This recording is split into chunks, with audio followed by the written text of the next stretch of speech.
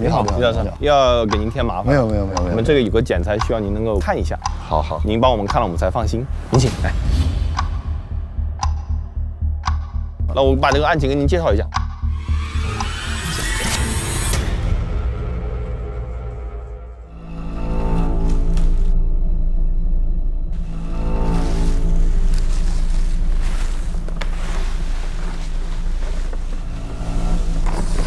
都放完了是吧？对。倒在摆这边。白骨化首先是要把它拼起来嘛，条条不是有砍痕了呀，这些痕迹的地方要把它拿出来，那是重点要研究的。就有些骨头是断的，不是他挖的断的，还是怎么搞的不清楚。因为就像是椎体这个地方分离了，所以这个人可能要调查生前有没有腰椎的问题。如果他确实是没有骨头上的伤，纯粹软组织伤，那就麻烦了。看一些古骨里面的，可能会保存一些有特点的东西在里面。人在窒息的时候，就会有血液在里面堆积着。血液里面有的成分就是那个血红蛋白，血红蛋白的里面有个成分叫做含铁血黄素，所以那个铁在里面的话，能证明这个地方是有出血。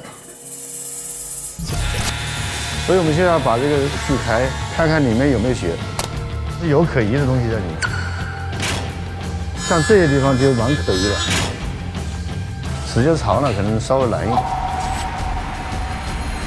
但是还是有希望。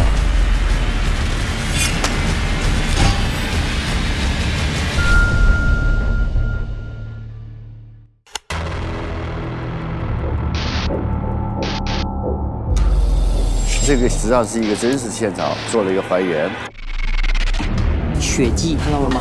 哇，那个出来了一下，就这里有痕迹，拖擦过的痕迹，有骨折的征兆，颅脑损伤是一个很可能的死因。吃头孢了？发现了头孢，没有看见他吃。他没穿衣服。那他的肠是黑色的，我觉得他这个伤是重。这么浅的水坑，总不至于是溺水吧？这个姿势很正常吗？不知道有尸僵吗？敲了扔到里面，这里有蘑菇。为啥这个颜色？啊，我还有什么东西？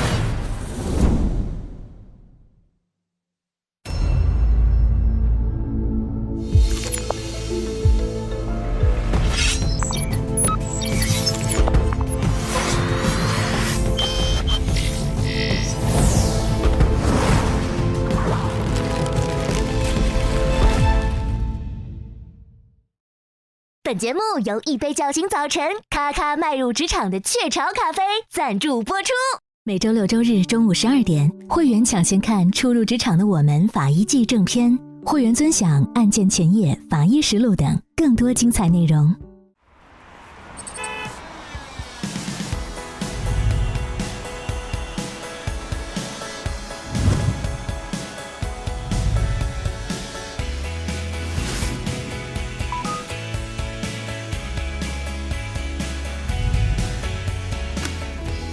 我们居然是个实时观察节目，观察的嘉宾就在隔壁。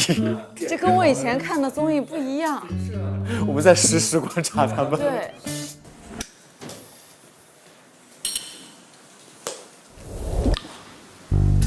突然很安静了。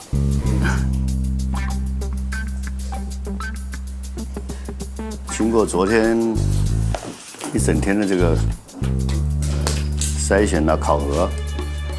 恭喜你们这个进入这个实习状态。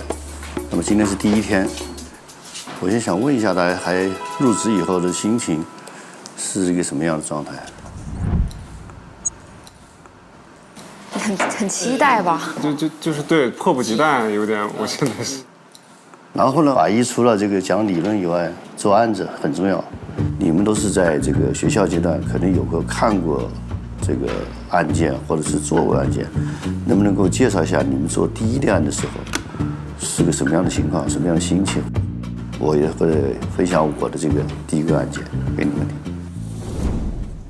我说一个我印象比较深刻的，有一个高中的男生跟同学有点打闹，然后同学推了他一把，然后他就摔进了花坛里面，然后就送医院，不久之后就去世了。医生觉得他是热射病去世的，但是他们家属就看到监控里面有这个推的过程，他们就认为这样子的结局他们是不能接受的。其就他们要申请我们做鉴定，然后我们在判断的时候也是比较困难的。最后我们就结合他一些水肿啊，排除了很多原因，最后确定是热射病。就这个案例我会印象比较深刻，因为它会就是比较难判断，就是需要思考的。是你讲了一个很关键的地方，这种后期要注意的，就是你排除了很多东西，对，才定下这个事情，是吧？因为我当时是在公安局实习，看的是一个故意伤人，但是并不致死，就自己泄愤。然后等我们见到这个人的时候，就发现他就失了很多血。然后医院那边呢，就是说抢救了一宿嘛，人也没救回来。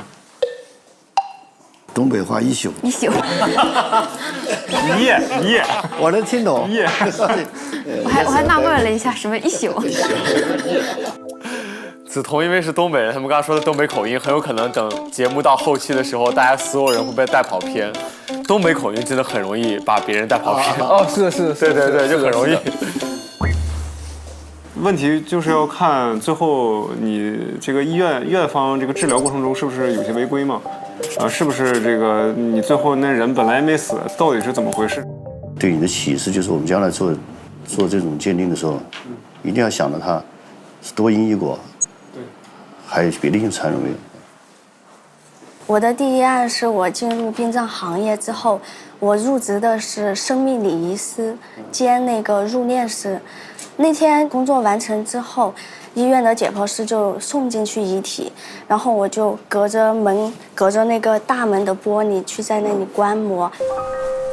我就看见解剖老师使用的是一字解剖术，从脏器的称重再到测量，然后一系列下来有长达3个小时的解剖嘛。法医老师给我的一种从容不迫的状态，深深地震撼到我。很自信。对，也是我对法医热爱的一个起源吧。吃苦这方面是要做好心理准备的，所以我觉得向琴你对这个法医感兴趣，我是挺震撼的啊。所以他们对这个行业特别充满了热情，对，有热情和激情。对，我觉得这一点是非常重要的。我觉得。然后呢，实际上我手上拿了一份档案，这个是我38年前做的第一个这个开棺的这个案子，大概是在80年的时候，有一个喝农药，然后死掉了，家里面开始没把它当回事儿，就埋了。大概1周以后呢，就提出问题来了，说是别人把他害的呀，或有掐呀，或怎么样。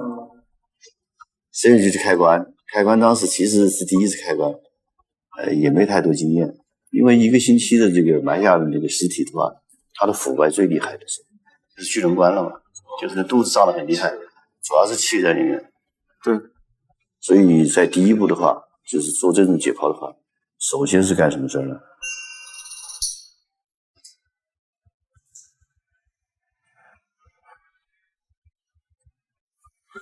按一按吗？按压好，就是如果要准备开刀了，那大概知道他那个气体压力，你得先放气吧？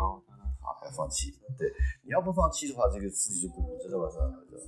所以这个放气呢，我当时没经验，就用一把长手术锏，拿一个长的指甲钳一样的，把那个手术刀架得很远嘛，就扎一下吧。那个气放出来以后呢，就迎面就来了我这当场就要吐。所以这个事情说明你们以后在出现场的时候看风向，对，所以我想提醒大家，以后在做这个时候生物安全性还是很重要的。那么言归正传，你们到这来了以后，我可能把我和周老师这么多年的这个案件，加上湖北统计法医学鉴定中心和湖北重新司法鉴定中心的大量的疑难复杂的案件。这个档案呢，从死亡原因上面来说比较复杂。这种考点的话，我觉得他们判断分析能力可以很好，会有11次考核等着你们，会把这个现场重建模拟出来。你们去了以后会有这个尸表的检验记录，另外呢会有毒物化验的一个报告，把有关的信息采集出来。颅顶皮下出血。他给他爸发了一个延迟发送的短信，意思就是我要自杀了。就他这个颈部伤痕，甚至不像个勒痕，像是掐的。那么最终是要大家给出一个死亡原因的汇报材料。那么对你们的考核是每个人都有一个分数，1个月实习以后，你们当中优秀的人呢，会得到华中科技大学统计学院法医学系的一个正式的 offer， 同时呢，这个湖北重新司法鉴定中心也会提供一个 offer， 所以你们这次是一个双 offer。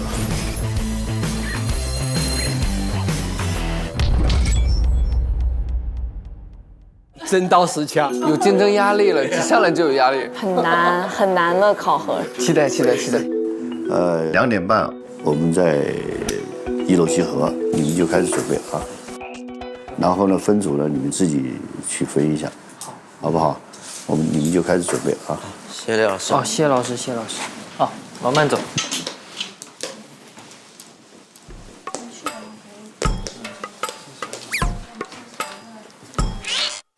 哎，你们分好了吗？分好了。咱俩一组啊。我来一组啊。为什么是这样分呢？啊，因为昨天咱俩也是分一组的。啊，你们有经验了。对，配合比较好。两组合一下，因为这个可以选，你们是2个一起吗？对。好吧，这2个一起了。但我就喜欢2个组到一起了，他俩好默契。昨天咱俩也是一组呀，你就看你了，你想加哪组？你看你加入哪一组？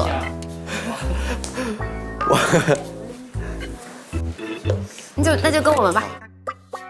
徐子彤他说他已经分好组了，他要和向前进一组，我们剩下的3人算是自动归为一组吧。跟相应组的可能还是因为在学术上、技术上，我觉得我们算是比较互补的，然后也便于交流，所以就保持了原来的组队。我们现在到现场去。现在去，好，没问题，老师，没问题。好激动哦！那我得带着我的小拍，走。咱看看下午怎么来帮他们去完成这个考核嘛。对，这是很重要的事情。走。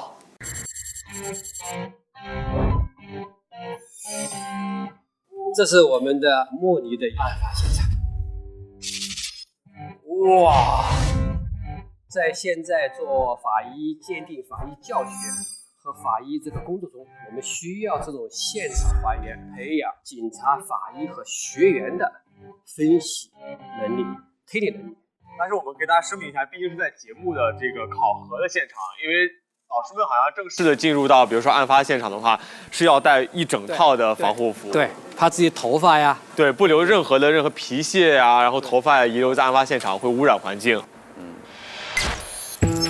这是一个1:1的真实的一个模拟的死亡现场，死者发现死在那个地方。所以接下来这也是实习生们即将面临的第一个考核的现场。对。我觉得可能我们去可能会遇见一个溺死的一个场景。为什么是溺死？缢死。我猜是那个就是交通方面的，就它到底是怎么？交通哦，对，交通也很难。我觉得是中毒。我猜是溺死，就是淹死的。我是有点依据的啊。溺水的那个现场会比较，就是难判断。每个人猜的都不同是吧？猜的那肯定得不一样呀。你猜的吗？老徐，我没有想法现在。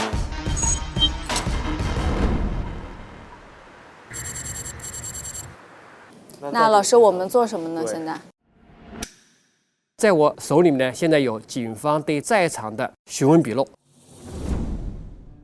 我现在呢就把这些案情资料发给你们，每人呢对应一下当事人。谢谢。作为法医鉴定，它需要这个案情，我们这属于案情的一部分，所以我们做这种鉴定的时候，需要大量的资料，包括现场询问笔录、尸体解剖资料，以及这个后面的实验室的资料，这是我们做这个模拟现场的一个重要的一个作用。那个老师，这个死者是死在这里的，但是你画的他是在这里，那这里属于第一案发现场还是这里？你怎么把它移过来的呢？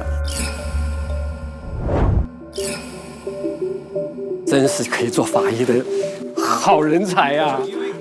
第一现场在那个位置，然后被发现以后就把它移到这个地方来了。我们这叫第二现场。这个，所以我一看到我就说，哎，他死在这儿，怎么到这儿了？那我知道。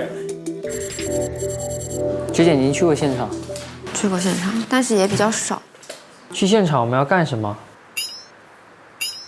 要不一起讨论嘛，好吗？不要分工那么明确。我的想法其实就是，先了解案情。了解案情，你大致有个方向，就是说这个人这死的争议点到底在哪儿？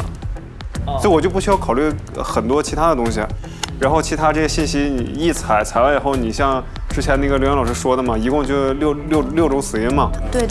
猝死、中毒、窒息、外伤、损伤啊，6种死亡方式。然后我们基本挨个一排，然后一结合案情，然后这个伤什么的，我们都能对上，也能致死，那基本就可以定了吧？我觉得是这样的。到时候看就是我们能了解到多少信息，我们缺乏什么可以向他提出。对，我们可以问，但是有没有不一定，差不多应该是这样的。好的，聪明，俊彤的表达能力啊、分析能力啊都很好。徐大哥他本职工作他就是从刑警过来的，他的一个侦查和观察力，甚至思维逻辑都要比我的强。分一下工吧。好的，是的。我觉得我自己算是有点经验的，所以我是可以去来看那个尸表检查。可以。因为他是学临床的，可能他也能看得见。那些病理报告你来看。你可以看到我们需要做一些什么病理检查，那你就负责。那我可以负责记。好。咱们今天的主要任务就是时间很短，我们主要要搞定这个。对。咱俩先把这个问题先找出来，然后咱俩看的时候就有个目的性。行了，走吧。时间快到了。快走了，还1分钟。拿本子笔，吓死了。手机也带上，手机可以拍照。好了吗？你们？走。OK。加油！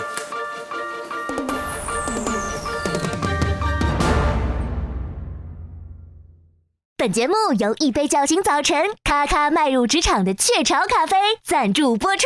每周6周日中午12点，会员抢先看初入职场的我们法医季正片。会员尊享案件前夜、法医实录等更多精彩内容。哎，你好。哎，刘老师，你们先到了。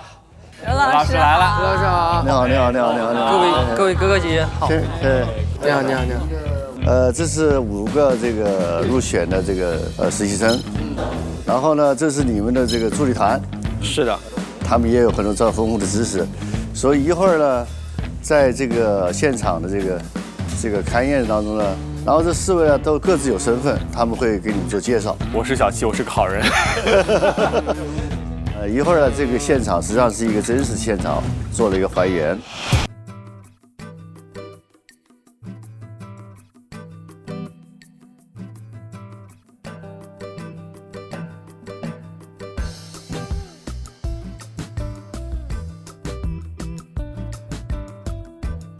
然后呢，我给大家讲一讲这个案子大致的一个情况。它是有一年的7月15号，大概是个夏天，有一个大学的应届的毕业生，一个女生，和她的几个好朋友去爬山。当天晚上在山上住着，但是到第2天早上，她的同伴发现她死在就在你们后面这块地里面。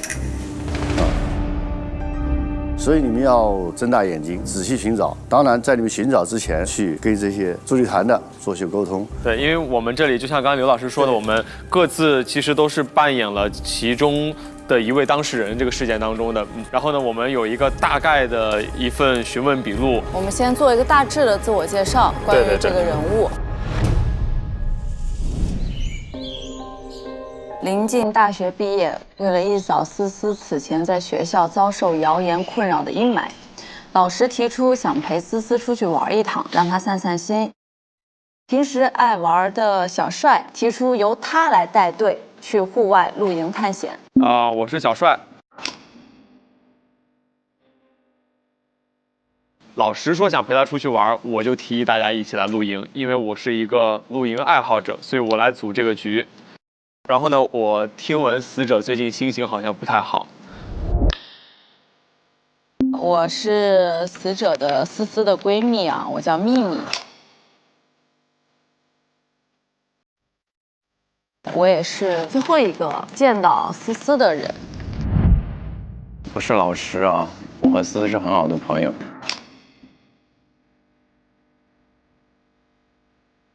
认识2年了吧，刚刚要毕业了嘛，我就想要不要弄一个毕业晚会，陪思思出去散散心。这个小帅提议大家就出来露营放松一下。喝酒的时候吧，小帅提前买了2大瓶伏特加。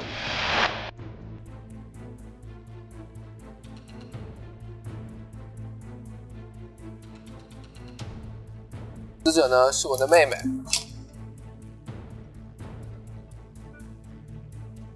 因为我妹妹长得又漂亮，成绩又好，所以经常会招人嫉妒。你说谁嫉妒呢？然后晚上，我给我妹妹打电话的时候，她接了电话，她在哭。然后我问她怎么了，你是不是被人欺负了呀？她说他们在喝酒。然后她很不耐烦的就把电话给挂了。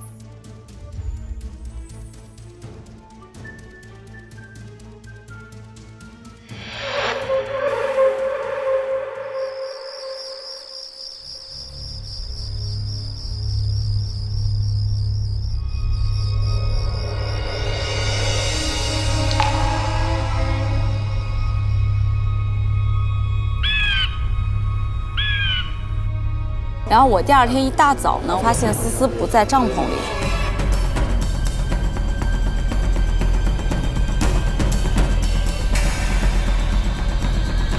那最后是老石先发现思思在水坑里，我就发现她在这个水坑里躺着，没穿衣服。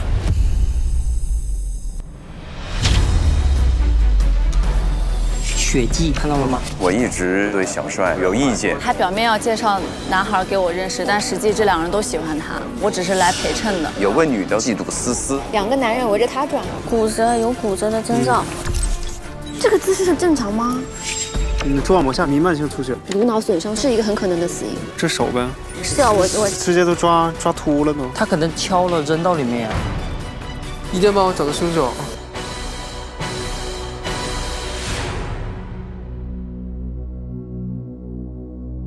然后呢，我们到现场去是有一个勘探的原则的，它有分一个紧急现场和一个非紧急现场。如果紧急现场的话，你先把紧急事务给处理掉。如果这个人没有死，你得先把他抢救。如果这里面有爆炸物，你得先把它排除。我们曾经有我的学生就今天现场一下爆炸了，总计受了伤。所以这是一个原则。另外，我们看到现场呢是先远后近，然后呢把外围做选择到里面去。还有一个呢，先不要动现场任何东西，叫做先静止的拍照，把它固定下来，然后再去瓶瓶罐罐啊去触摸它。所以一会儿你们就要进到这个现场里面去找到一些线索，都有信息给你们。当时有照片，有尸检的照片，在那些范围都是你们可以去看到的，所以你们要睁大眼睛，仔细寻找。给你们时间是90分钟，你们尽量的把这些东西信息记下来。记下来以后呢，你们有什么发现，有什么想法，需要什么材料的补充或者进一步的工作，大概是3个要点。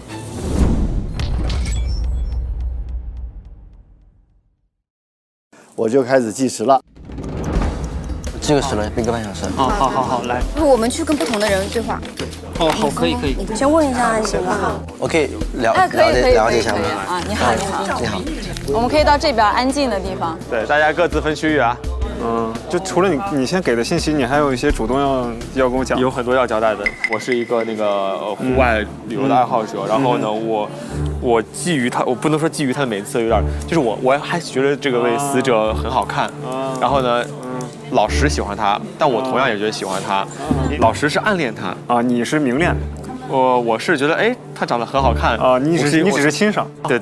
其实我一直就对小帅有意见，有意见。就以前有恩怨吗？那倒没有。哦，没有。其实他有很多的女朋友。哦，好的。但是他同时还是在追求着思思。哦，好。对，我还采了蘑菇。那这个蘑菇汤呢，当天晚上思思也喝了。因为她减肥，她不吃晚餐，所以她就喝了一点蘑菇汤。看好你，加油！好。你是真的哥哥是吗？我亲生哥哥。亲生哥哥。还有一个线索可以给你的，就是我妹妹有先天性心脏病，不能受刺激。后来减肥长时间不吃东西，然后胃也不好。因为大家都宿醉嘛，然后当天晚上也不知道喝到几点了，所以就是都回帐篷睡觉了。然后我第二天一大早呢，我起床之后发现思思不在帐篷里，我就给她打电话，然后发现思思也不接，那我就觉得这事儿不对了，所以呢，我就把大家就召集起床，说一起去找思思。那我们大家就分头找。我就发现他在这个水坑里躺着，结果特别害怕，把他捞出来就捞到这里，结果立马打电话叫警察。那他在水坑里的时候，他是什么姿势？他没穿衣服。没穿所有的衣服都脱了。衣服放在旁边吗？叠起来了吗？我没有很注意到这些。OK。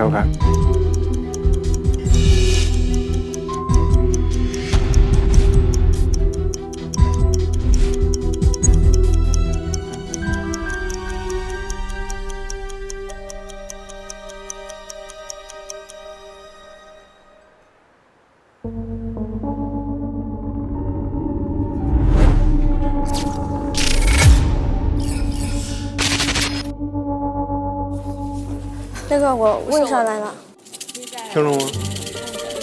听到了，她是减肥药。谁说的减肥？她闺蜜说的减肥吗？闺蜜说的，她正在减肥，完了又吃减肥药，她还有点感冒。有感冒药吗？吃头孢了。现场发现了头孢，但我没有看见她吃。我懂了。我必须要先了解到足够多的信息，我才能拼出一个大致的框架。简单的看了当时的解剖记录、照片，包括衣物等等这些物证，结合助力团的供词，然后我有了基本的框架，我才逐渐的知道了我要了解的方向，要侦查的方向。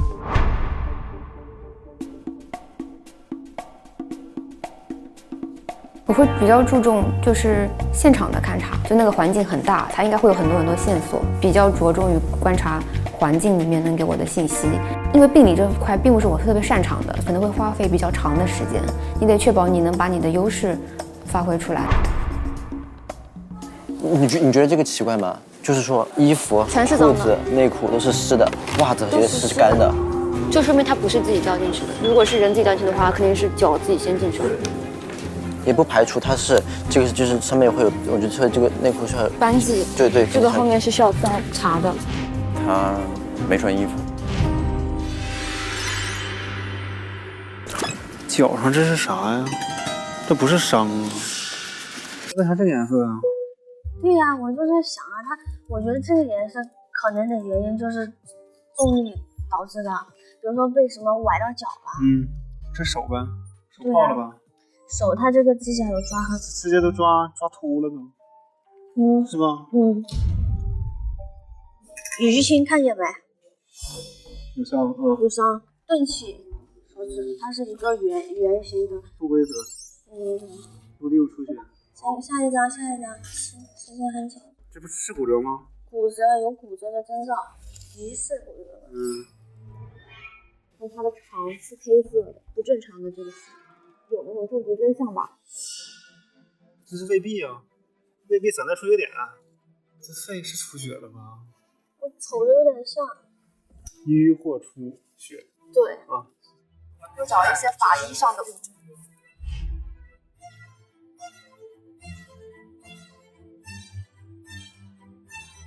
它像是一个睡姿，你没发现吗？掉进水坑怎么会是这个姿势？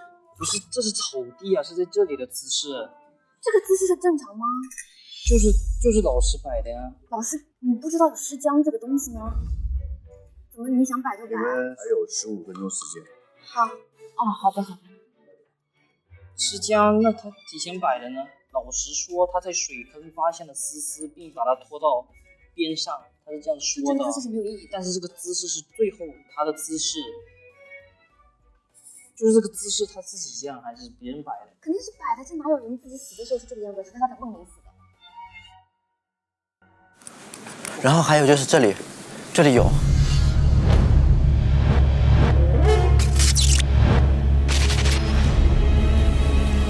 这里有一些痕迹，你看啊，我看懂了，就这里有痕迹，拖擦过的痕迹。就是这旁边有一块平的嘛。它好像就是在这里，可能把它躺在这里。哎，血迹，看到了吗？哦，有血迹。血迹头发。他可能敲了扔到里面呀。哦，也有可能。我跟你讲一讲我的一个想法哈，野外提着个灯，带着上厕所。对，来上厕所。一下。哦，你刚刚看见没有？就是那个刚刚他敲这左颞的时候，他头顶不是有一个不规则的顶也有，颞也有。对。它不是一次形成。多次撞击，对。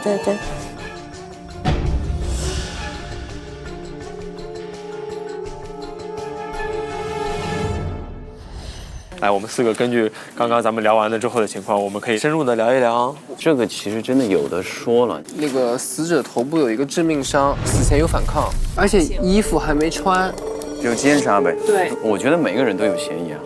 就其实你看到小帅提前买了2大瓶伏特加，他很有动机嘛。包括这个露营也是他组织去的嘛。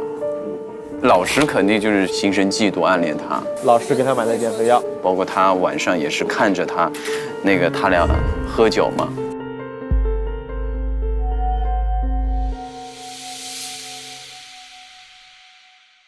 我觉得这个酒是很多东西的一个开始，因为它放大很多情绪，当然，无论是嫉妒还是他的伤心，包括爱恋、占有，对，都是从这个酒开始的。是的，而且我觉得酒也可能是身体某些药物的诱发因素，也可能是。我觉得我们现在的这些东西，都只是我们舆情在猜里。当然，是的。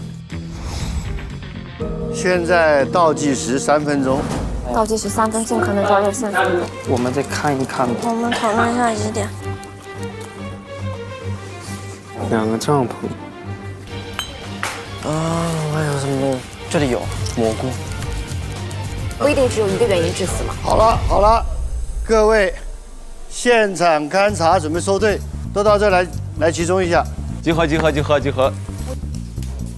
刚才经过90分钟现场勘查，其中呢还有这个大家借助助理团的一些信息情况，对现场进行了基本上地毯式的在搜索。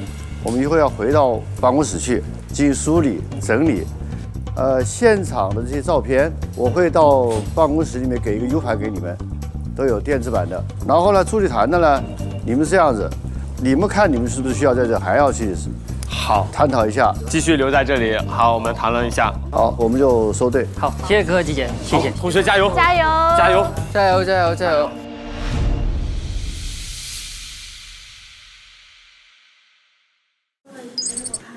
你们先回工位把东西放下，我们再说这事儿。好。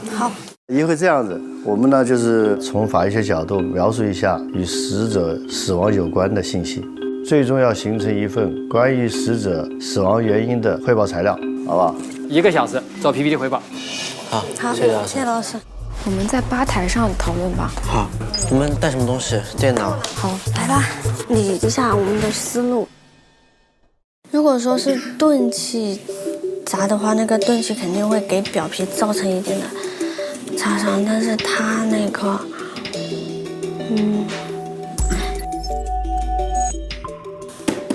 像不像利息被东西包起来砸的？有点像，其实。有点像。哎，这个石头上就有血迹呀。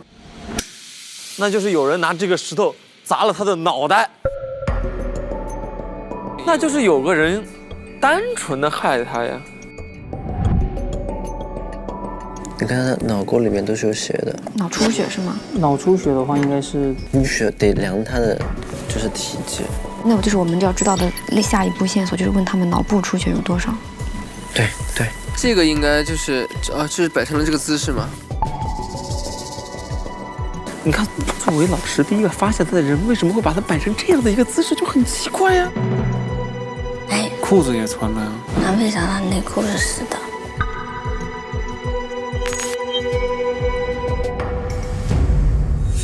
哎，经斑。哎，经斑。文字信息，这个有检验的信息。哎，老师，老师，这个有的说吗？有的说吗？这个真的是有的说了，这不是1天2天能说得明白的事儿。这个我们能看得出来，他就是酒喝多了嘛。他血液当中的酒精含量超标。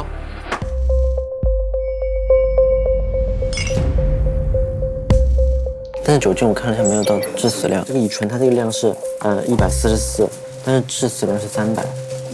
因为它是经过了一个晚上，就你肝脏已经代谢了一部分，会降低，但是应该还是不会致死，不会降那么多。就是人死了之后是不代谢的。哦，他死了之后他就不会代谢了是吧？对啊。他有没有可能，他晚上上厕所，然后他想往后挪一挪的时候，不小心就像我现在这样，砰一倒，然后滑了下去。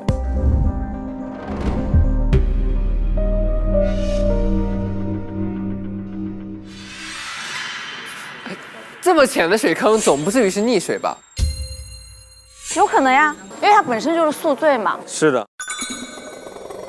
你看他的肺淤血是什么呀？是溺死吗？需要看一个硅藻，排除溺死。这个我没太看懂，这是哪一个指头？指尖儿是干净的，它像扒土一样。他指甲里面有泥土，可能在水里挣扎过。他很有可能，比如说，就是挣扎的时候有抓到对方的那个组织成分。待检的还有指纹，或者是 DNA 提取一下看。这里有蘑菇。哦。但不是花蘑菇。毒物分析你们那个看了吗？现场的蘑菇可以直接测有没有毒。对，然后跟他体内的成分是不是一致的？然后还有药，对吧？他那个药。哎，那个还有减肥药。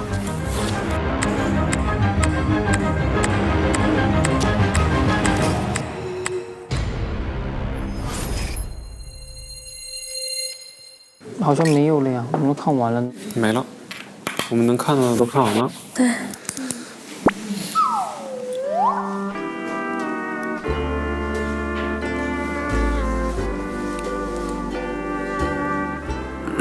困了。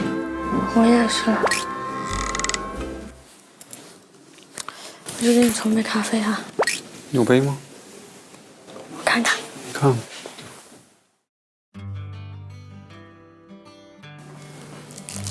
胸腔有吗？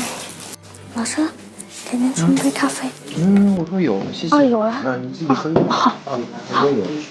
多了一杯，我怕过去打扰到他们。给你2杯。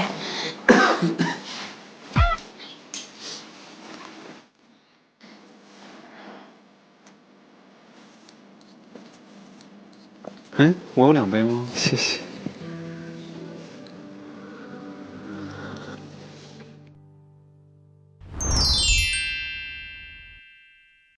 昨天熬那么晚，大早上这么有元气。看啥呢？看小七。哇！小七，来了。怎么做到的？因为我有打开早晨的独特方式，这个雀巢咖啡，双豆拼配，分离烘焙，一杯馥郁醇香美式，助力开启活力早晨。还有雀巢咖啡经典醇香原味哦。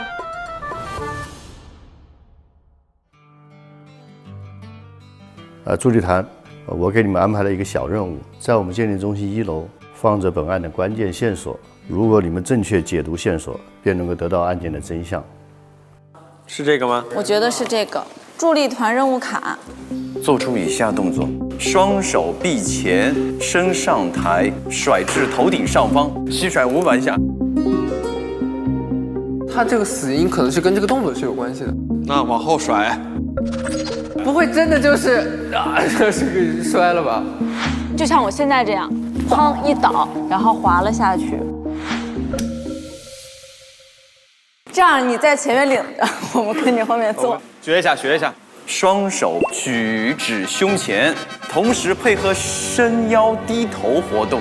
甩500下就有新线索了，预备数，来，1、2、30、80。哇，你们等等我，我现在才56。好，72。非常好啊，同学们做的特别好。多做200。120，410，700，哇，很累。这个应该有700多下了吧？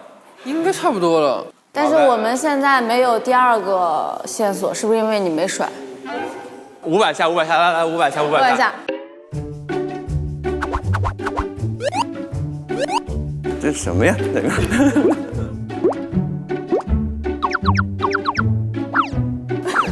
不要变位，不要变位。手冷，是甩的手凉了。哎，甩的真的是风往袖里灌。是的，这胳膊凉了。7月份的时候，山上很凉快的，很舒服的。没有任何的发现啊！我今天已经做了700多下了。再看有没有人出来。哦，是不是想让我们感受到这种心跳加速的感觉啊？是不是让咱自己找呢？我再看看那上写的啥。不是最后那写的那句话。哦，嗨！哎呀，你怎么看的？你咋看的呀？怎么了？人家说做完回到大会议厅，回到大会议室。哎呀，快！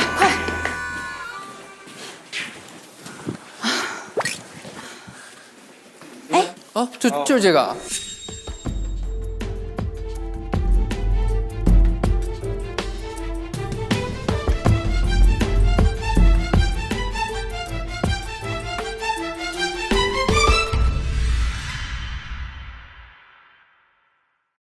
6点50做汇报，还有10分钟。这有点赶，是解剖阳性的，你不要查这些，还有问题。但是你这些都没有查呀，这些要一个一个搞定啊，你都没有查的。不是啊，他有酒精肝，但是他可以吗？可以。这是以咱俩思路来的吗？嗯，对。就是了解案情的，现场的基本就是对吧？嗯，非常清晰，非常之清晰。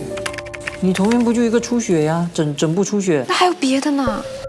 我看一下，不要着急，看看有没有写好。急死我了！心脏有胸包积液，镜下基底层造性出血，你镜下不想写也行。你们2组人马5分钟以后啊，好的。到会议室。哦，好，明白。血压都上来。外伤不致命。嗯，行。对吧？足部外伤不致命。不要这样啊！我电脑怎么卡了？不会吧？戴哥，时间快到了。啊，你怎么办？那我就用嘴说。对，你就用嘴说，我大概打一下。还有一个那个7纳克的那个是什么？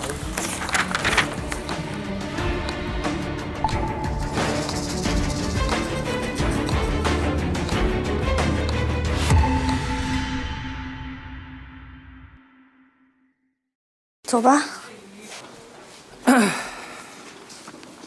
呀，我怎么会有点紧张呢？报告这个。没事，正常说。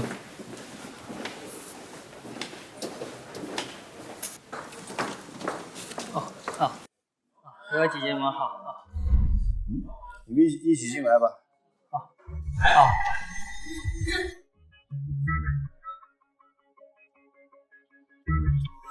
我坐后面一点吧。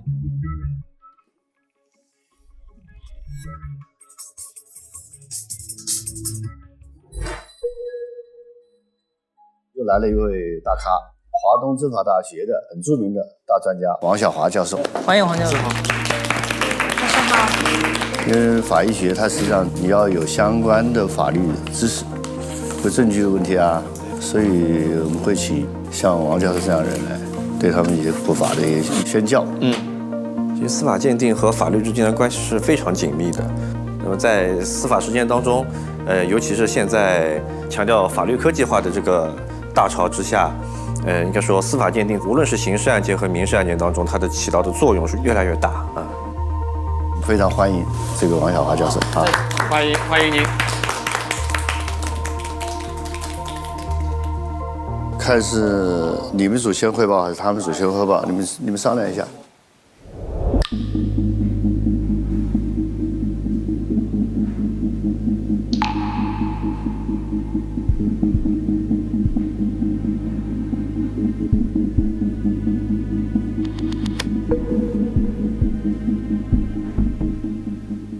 我准备好了，哦，随时可以开始。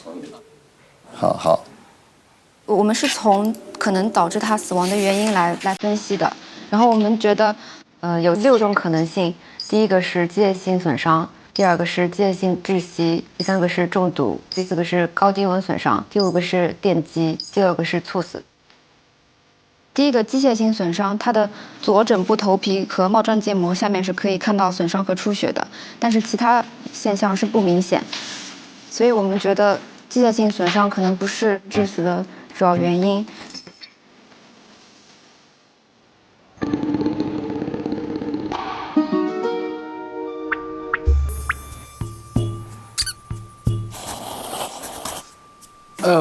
我有一个小小的请求，就是能不能说完一段术语以后，再用一个简单明了的话来概括一下？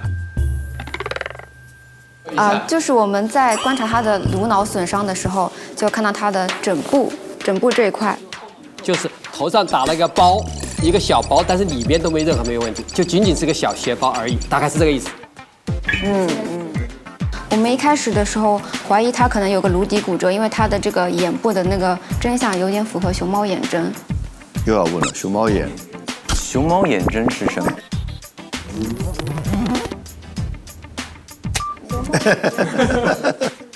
就是颅底骨折之后，他因为一些原因，就是眼睛会像被打了一拳，然后就被打了之后不是熊猫眼嘛，就是眼睛周围就青紫。要讲通俗易懂的，就是说是这个地板出了问题，这个房间里面装了个脑袋，拖着脑子这一块骨头，它碎了以后呢就会漏水，从哪里漏呢？从耳道里面漏出来，从眼睛这个框里面也会漏出来，形成像熊猫一样的黑黑的眼睛，两眼黑眼圈。我们考虑的第2个可能致死的原因是机械性窒息里面的溺死，因为它有一些比较符合溺死的真相，比如说它的手部是一个比较典型的特征。这个手是在水里泡过的，洗衣服手就叫末端，它指甲里面有泥土，可能在水里挣扎过。我们考虑的第3个死亡原因是可能是中毒，因为我们在它的肝脏、胆囊，它都变成了青紫色，并且有很明显的淤血现象。然后它的胃黏膜也有散在性的出血点。然后我们还在女生的帐篷里面的一个包里找到了头孢药，我们不确定她有没有服用，但是她已经缺失了。考虑她可能是服用了头孢，但是她那天又跟你们饮酒。头孢跟酒会引起一个反应，叫做双硫仑样反应。对，这个反应会导致乙醛在体内堆积，就是肝没有办法代谢掉乙醛。对，然后因为是夏季，就基本可以排除是因为低温导致的。然后他的身上也没有很明显的电击过的痕迹。虚拟它就是一个学习型，而且能够转化成现场应用的一个状态，所以它是一个比较全面、比较稳的。瞿应麟在整个过程中做的最具有条理性的，比较符合法医这一个基本准则。大概就是这些真相。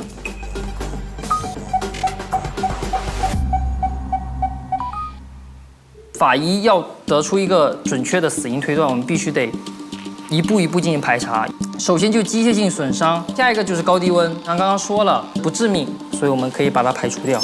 第2个就是我们的溺死，我们经过这个硅藻实验，在这个死者的体内，就是在胃、在肺、在其他各个地方都是没有查出这个硅藻的存在的，所以我们可以排除它不是一个生前溺死。然后下一个就是我们的中毒，中毒的话我们分了3种，第1种就是酒精配上这个头孢。首先我们的乙醛检测为阴性，双硫仑样反应阴性。所以就是乙醇不是导致他死亡的主要原因，蘑菇的毒物也是一个阴性，所以就只剩下这个减肥药。减肥药中毒没有排，增加严重心脑血管风险。还有一个线索我可以给你的，就是我妹妹有先天性心脏病，不能受刺激。你看冠脉粥样硬化呀，这个可能就是诱因，死亡诱因对吗？直接原因就是冠心病呀，猝死。然后最后就到我们最重要的死因推断，我们的结论就是它是一个心源性的猝死。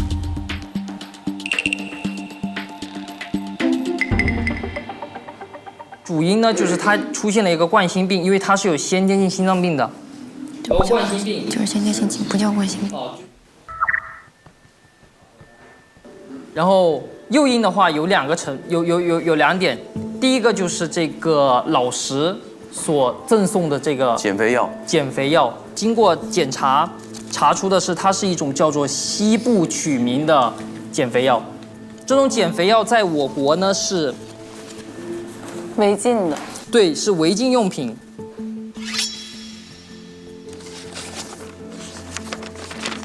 这样，西部曲明啊，它可以增加心血管的风险，增加它心脏病发生的概率。诚实发现问题很敏锐，非常活跃，缺点依然是那么突出，很快输入，加工不够，就像猴子搬包裹一样，搬那个包裹就出来了，哎，融了，搬那个包裹融出来，几乎就没有加工的成分。以上就是我们小组总结出来的就是结果。哦，好，谢谢各位。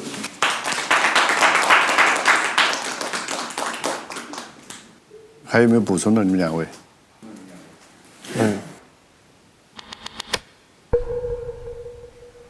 行，下面请你们这一组吧。啊，对，换一下吧。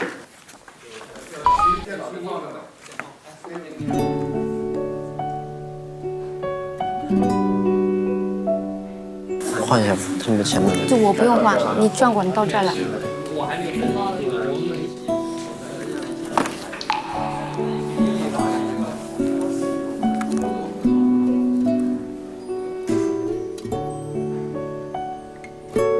刘超玉他实际上他现在进入这个实习状态，他应该很惊慌，因为现在就他一个是没有法医背景，是要加倍努力把基础知识补上来。第一次我们跟那么多老师见面的时候，有一点紧张，可能当时我还是完全没有胆量那么勇敢的，就真的说啊，我这个发言没问题，我来吧，还是需要提高。可能在接下来的学习过程中，我希望我能学到更多的知识，我也希望自己能更加勇敢。好，看一看。老师，我这个 PPT 比较仓促，用我那个毕业答辩的那个 PPT 大致改的，所以上面可能有我就是学校的名字。不好意思啊，可能是一种凡尔赛。多包涵吧。报告人就是徐九彤和向勤勤，我是徐九彤，他是向勤勤。然后代药老师呢是刘亮教授和周一武教授。我们这是写的是思思的死亡案件分析报告。我们目录是这样的，主要这4点。第一呢，就是我们要分析一下重点案情；第二呢，就是我们看一下现场和解剖，也就是尸体现象和解剖所见；第3点呢，我们要看一看组织病理学的分析以及毒物的分析；最后一点呢，我们要看一下诱因和死因。重点案情呢，一呢就是说，思思有协心病；二呢就是他当时的情况是饮酒；第3呢，他有是禁用的减肥药，还有服用感冒药。对，然后那是。稍等一下。哎，怎么少了2张？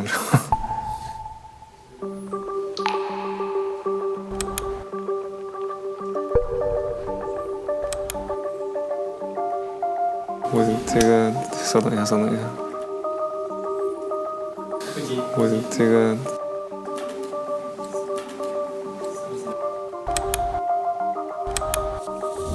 不要这样啊！我电脑怎么卡了？不会吧？帅哥，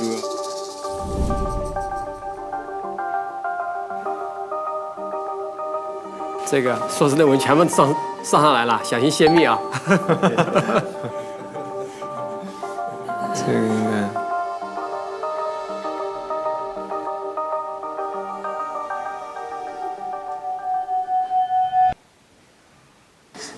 那我们2个分段讲吧。是这样的，在我们今天到达现场之后，观察到的一系列的一个结果，在没拿到这份尸检报告之前，我们断定出了这几个方向。我接下来，说一下。当时我们看到那个颅内的一个照片，我怀疑是弥漫性出血，均为内伤。我考虑可能说是致命伤在头部。第2点的话，我会考虑它是一个中毒反应，因为我在此之前有了解到它有一个那个思思身上有这个头孢，然后她有一个先天性的心脏病史，心脏病史它是不能受到刺激的。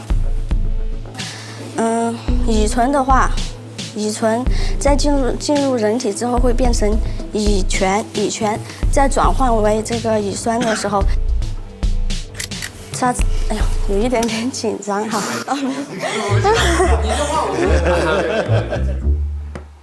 像晴晴，她没有经过系统的法医学，但是呢，在整个过程中很有自己主张的。还有一个衣服的一个摆放，因为当时我勘察现场的时候，我有看到他的内裤是湿的嘛，当时就有想到，会涉及到一个犯罪心理嘛。性犯罪？哎，性犯罪，因为当时会想到说是奸杀。不是，你先听我讲。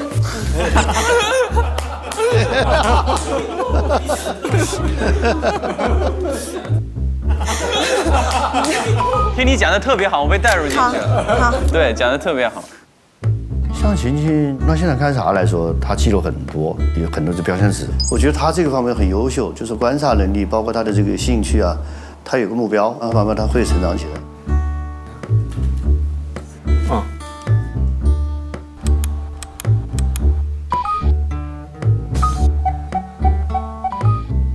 晴晴讲的是拿到尸检报告之前我俩推测，然后我讲的是我们拿到尸检报告之后擦掉了很多推测。第一呢，就是排除了这个机械性外伤致死，因为伤的不致命；二呢，就是没有雷击电击。然后呢，中毒呢，发现它的酒精含量以及乙醛的含量都不足以致死，以及它药物呢也不足以致死。第三呢，就是它没有窒息征象。还有一点呢，就是他有个先心病，所以我们最后看了这个先心病的切片，发现这个先心病呢也确实是有一个严重的狭窄。根据案情嘛，哥哥当时也讲了，就是说也接了电话，听到这个妹妹在哭，然后呢，他肯定是情绪激动，加上饮酒，然后呢，当时有一个冠脉的严重狭窄的这个切片的表现，我们推测这个诱因应该是这个先心病。这个药物和酒精。所以现在剩下的呢，主要就是有一个鲜红色的尸斑，这个是引起我俩注意的。检问患者尸斑呈鲜红，尸斑鲜红色，一氧化碳中毒、氰化物中毒、冻死。但是它不是封闭环境啊。对呀，那是排除。更主要的就是高低温致死，也就是它这个在环境下的一个冻死。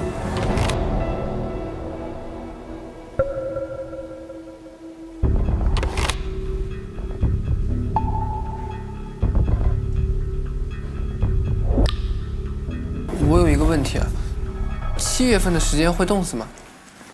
首先就是看它这个尸体有一些比较特征的点，一呢就是它有个鲜红色的尸斑，第二呢就是它胃黏膜有个点状的出血，对，也是说它冻死确实有这个点状出血的征象在。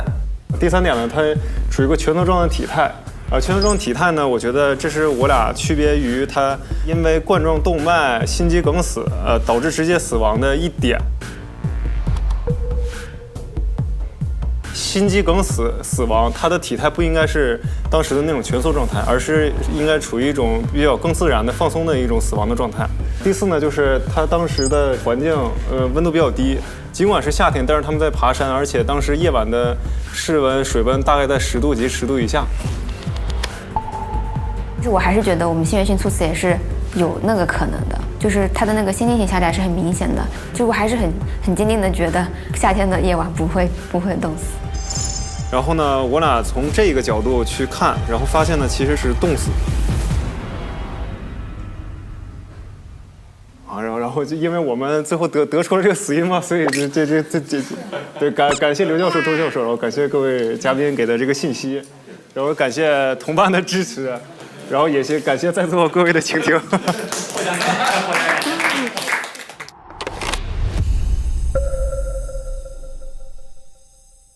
刚才这2组同学对这个死亡原因做了一个汇报，那么这个真实的死因究竟是什么呢？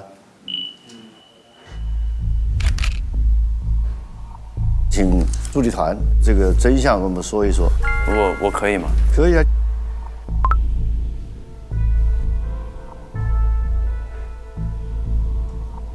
我们4个人一人读一段吧。你先来，你一人你一人读一段。我们还是一个小团体，一人读一段吧。好。案件真相：临近大学毕业，众人来到山中，决定搭帐篷过夜。天黑的时候，小帅提议喝酒，众人响应后，将2瓶700毫升的高度伏特加一扫而光。思思因为在学校遭人污蔑，心情不好，所以喝得最多。众人喝醉便各自休息了。回到帐篷的思思不久之后出来小便，半醉半醒之间，思思不小心迷了路，夜路滑，思思不慎跌入了泥坑中，崴伤了脚，头也不小心磕到了石头。最终，思思因为山中降温，自己躺在潮湿的水坑中，身体失温被冻死。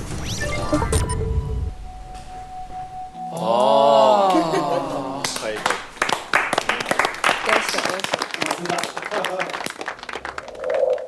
徐志彤同学和向清同学，最终的结果是正确的。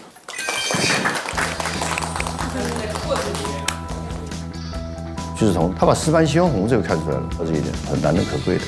冻死会尸斑鲜红色，冻死反常脱衣，面容苦笑面容有一点胃黏膜糜烂，胃黏膜弥漫性点状出血，感觉找到了。真的是牛，他的思维逻辑非常缜密，而且非常的专业。判断死因是正确的时候吧，我觉得属于团队的荣耀。内心还是蛮开心的，因为那就证明我跟徐大哥的一个推理逻辑是在正确的路上。对子彤老师刮目相看，真的，他真的很果断哎。对，来，这。我们其实一开始看到7月份的时候，直接就把这种冻死排除掉，都在想大夏天怎么会冻死人啊？进那个案发现场之前就有想过，可能是因为天气的原因，可能会冷啊之类的。但是我当时问他说是一个夏季的夜晚，对于我这样一个南方人，就冻死这个概率也太小了，就完全没有想到。冻死什么？不会。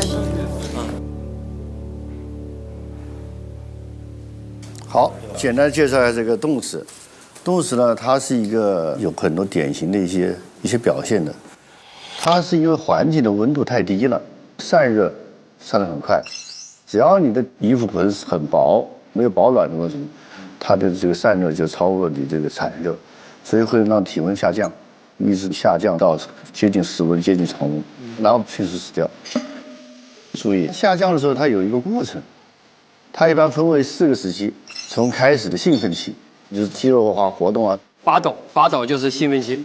因为我们有一句话叫取暖基本靠抖，是人体的一种保护啊。你抖的时候，你这个肌肉产的那个 ATP 就会增加。之所以让注意团下去做操，是因为这套操可以帮助他们取暖，可以有效的抵御快速失温。哦，原来在下面在楼下做那个运动是这个作用。双手举指胸前，同时配合伸腰低头活动，甩500下就有新线索了，预备数，来，1、2、30。在大厅其实没有特别想明白那个动作究竟是干什么的。公布结果之后，茅塞顿开。这个动作其实是能够让你在低温的情况下，然后呢通过身体的运动能够保持身体的温度。然后呢，再经过一段时间以后，他就到往30度那方靠了。这一段时间就开始兴奋期就减弱了。那他有一个很要命的事情，这个时候什么呢？他会出现意识障碍。这个意识障碍很要命，就是他会出现幻觉，产生幻觉以后，他会出现各种奇怪的事情。再往下降，到了抑制期了，他会出现一个非常非常特殊的一个现象，他有温热感，就是他感觉我是很温暖的，我就脱衣服。这叫反常脱衣。到了最后完全瘫痪期的时候，会出现这个面肌的痉挛，看起来在笑，所谓的苦笑。那个卖火柴的那小女孩，她是很经典的把那个洞的这个低温下的那个感觉找到。对，我记得安徒生童话最后写着小女孩面带着微笑，就是一种冻死的表现。哦，你真的是有科学的这个东西在里面的。不同的专业解读不一样了。以前看的仅仅是童话故事，现在看其实正好对应了由于温度过低冻死的时候人体的一些外在的表象特征。很震惊，没有想到以一个专业视角在看童话故事的时候会收获到不一样的解释，而这样的解释又能够恰好映照在一起，觉得很神奇。回过头来我们再想想这个案子，这么个6月天7月天怎么会出现这个事儿，是吧？其实这个事情跟天气海拔有关系，而且还有北风，刮得呼呼的。所以现在驴友啊，在我们旅游的时候啊，他最怕的是风，最怕的是雨。你风一吹，你没有一个隔热的话，你的散热马上就出去，所以这个非常危险。所以其实咱们去旅行啊、旅游啊，应该把那个保暖的毯子这样要做好。露营这件事情，它是一定是需要有一个专业指导下，因为我们近些年来看到很多的新闻。脑一热，大家就组织去露营，结果需要大家花费更多的社会资源去进行搜救，所以说这一点的确是要注意的。作为组织者，你是要知道自己参与这样一种野外活动的时候，你有没有这种组织能力和经验？对，有没有考虑到相关可能会出现的一些风险？那如果说发生了一些惨剧，那么这个就是组织者他在这个方面肯定存在一定上法律上的一个责任的。哪些能做，哪些不敢做，一定在你自己的什么安全范围之内。我想咨询教授，像这种情况下，我们在这场聚会中，我们起到一个什么样的？这起案件虽然已经排除了刑事犯罪的这么一种可能性，那么它更多就涉及到一个民事责任的问题。在这起案件刚发生的时候，老石给思思穿上了衣服，这个是什么时候穿的衣服？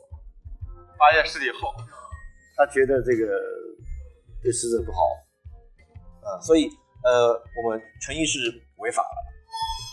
根据刑事诉讼法的规定，当发现疑似犯罪现场的时候，我们都有一个义务，第一是报警，第二个义务有保护现场的义务。曾经就有过一个案件，实际上是一起猥亵案件，但是最后在发现尸体的时候，家属帮助被害人把他衣服给穿好了，公安机关就没有往这个性侵犯方向去进行侦查，那么耽误了大量的这个时间。所以我们法律规定，在发现案发现场你没有办法完全排除刑事犯罪可能的情况之下，一定要保护现场。明白了，今天回去不得学学法语，也得看看老师的课，对，听老师的课，给大家普及一下这样的一个基础的法律知识。对。好，那这样吧，今天这个一天，去考了这个5位这个实习生，终归是要有一个结论的。按照我们这个规则呢，我要给你们5个人要打分。成绩快要出来的时候，心里还是蛮紧张的，会对自己的一个表现担心。工作期间完成的这些任务啊，这些都会被工作来评价你的，就是有压力。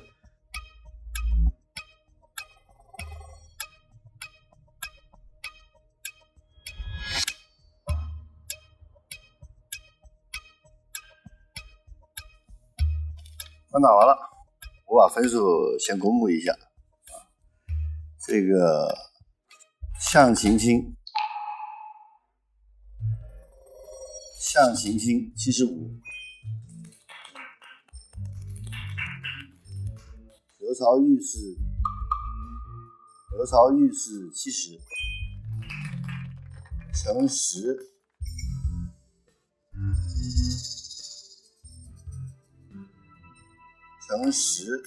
68，西林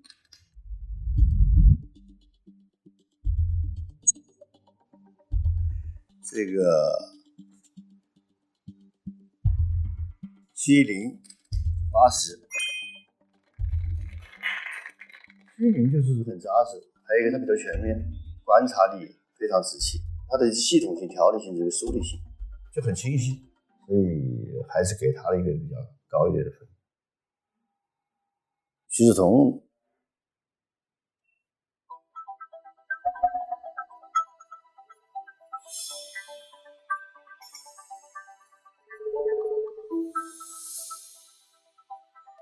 徐志同82排在第1位。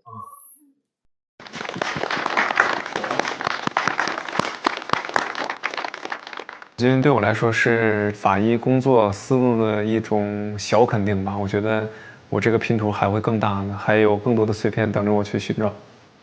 它和象棋界分成一组，作为一种团队，它起到一定领头羊的作用。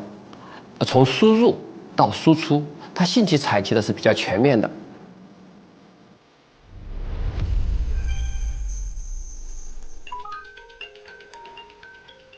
目前来说呢，是徐志同82排在第1位，这个陈实呢是68，排在了最后。也是个第一。那我想想为什么把陈实打成这样子呢？是因为你今天第一，你这个还是就是有点毛糙，有一点太敢于发表这个问题这种东西了。给他最低分是现在要给他一盆凉水，就是要给他一点打磨，敢于问，敢于冲动，敢于发言是个好的事情。但是鉴定人确实需要稳重，就是你不能看到一个东西，立马就不经过大脑就传播。刘朝玉他是一个新兵，但是他其实在现场上面，包括后来在那个帐篷那里面去，他又单独去重新再去看呐，然后做了很多东西，我觉得他应该是非常努力的。我有问题，老师为什么给我的 partner 给75分？为什么？为什么他不问你问？啊，我会想问，我会想问。他的问题应该由他问。对，你要问吗？我不问。你不想知道你这个进步的方向在哪里吗？好，那我问。你非常优秀的一点是在你汇报的时候非常沉着，而且是跟他们这种助理团有非常漂亮的对答。他还有一个淤血或者说是出血的一个现象，有可能是被掐的吗？我这边肯定是不排除的，因为作为一个法医的角度要拓展开。他在现场上的表现很优秀。7月份的山上，可能气温能达到1到5度，很精彩，也非常自信。其实很多思路都是他提出。没打高分是，因为他认识他的这个专业基础肯定是不足的，所以给他一个相对中间的一个状态。确实，今天这个案子，还是很多干扰项，也很复杂。但是你们在这个做的过程当中呢，分工啊，还有配合呀，还有发表意见呢，我觉得还是非常好的。法医专业这一门功夫还是蛮深的，正是因为这样，我们觉得这个还有很大的这个前行的一个空间。那么今天这个第一次这个考核就到这儿了，结束了，就结束了。谢谢。我们都给自己鼓励，继续加油。谢谢老师。谢谢老师。咱们回办公室吧。终于回来了。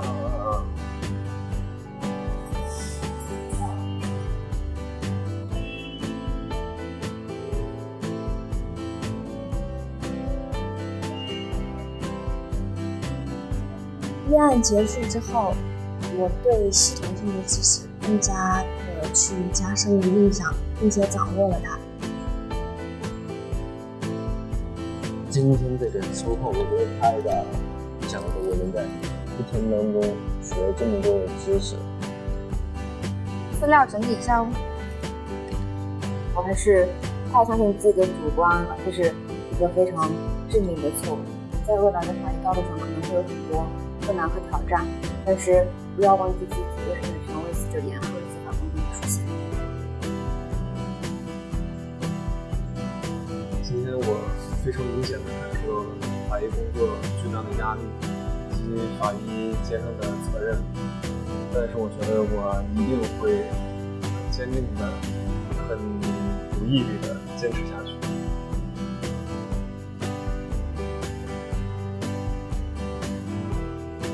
一起走吗？可以呀。走吧。下班了。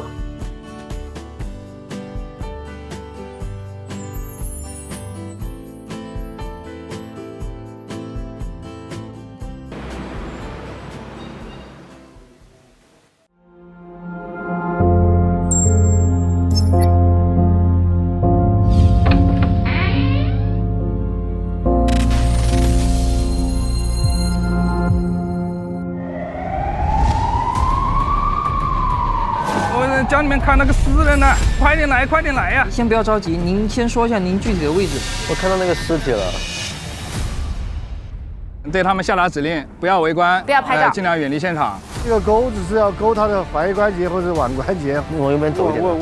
你慢点。我的鞋上。钩子可以递给我们，你够得着那个了吗？把它抬起来啊！肩膀先。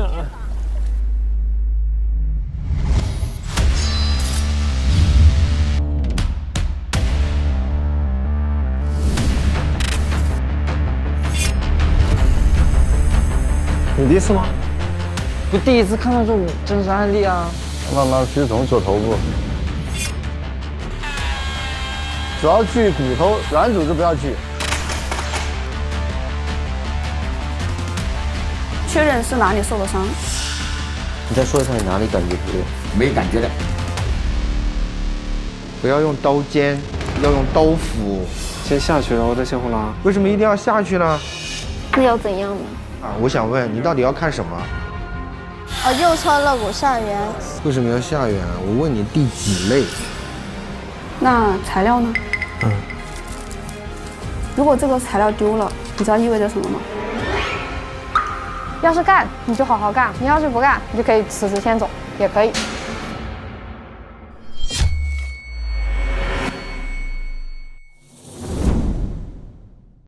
每周6周日中午12点，会员抢先看《初入职场的我们法医季》正片，会员尊享案件前夜、法医实录等更多精彩内容。这是一条漫长的路，有人欢呼，有人孤独。感谢你曾与我在黑暗时刻共舞，一路前行，仰望星辰。也许告别，也是新生，走在微光之下，探寻生命的真。上微博参与初入职场的我们法医季话题讨论，边看边聊节目观后感。更多节目精彩内容尽在新浪娱乐微博综艺、新浪综艺。关注初入职场的我们官方微博，了解更多案件隐藏细节。感谢独家社交媒体平台微博、首席合作媒体新浪娱乐微博综艺、新浪综艺。特别鸣谢微博职场、微博政务、指定问答社区知乎、短视频互动平台抖音、深度知识合作平台秒懂百科、世界如此简单、短视频合作平台快手、特别合作 QQ 阅读、WiFi 万能钥匙、百度输入法、墨迹天气、YY 直播智行、Zakar 一点资讯、木鸟民宿。看见月的另一面。我宣誓，忠于祖国，忠于人民，忠于人民。紧握双手，相依，鼓起勇气面对这潮汐。我会告诉我自己，努力让人民群众在每一个时刻中感受到公平正义。宣誓人：向晴晴、屈意林、陈实、刘朝玉、徐子彤。